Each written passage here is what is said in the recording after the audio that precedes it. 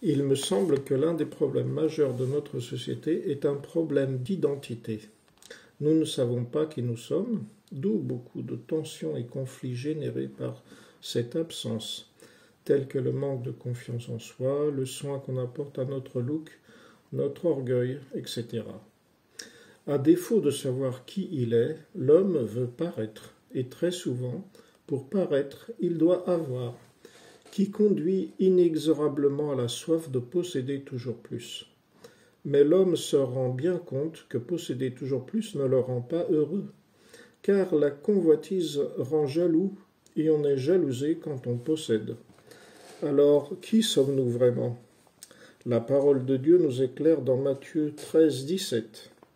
Et des cieux, une voix disait, « Celui-ci est mon Fils bien-aimé, en qui je trouve ma joie. » Par le baptême, nous devenons enfants de Dieu. Et c'est là notre véritable identité.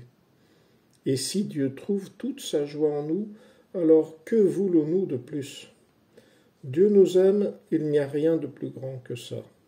C'est tellement important de le savoir, car notre ennemi commun veut sans cesse nous en faire douter. Quelques lignes plus loin au chapitre 4, il dit « Si tu es fils de Dieu, soyons vigilants. Il ne rate pas une occasion pour nous faire douter de notre filiation. Alors, répétons-le souvent. Je suis, tu es, le Fils, la fille bien-aimée de Dieu. »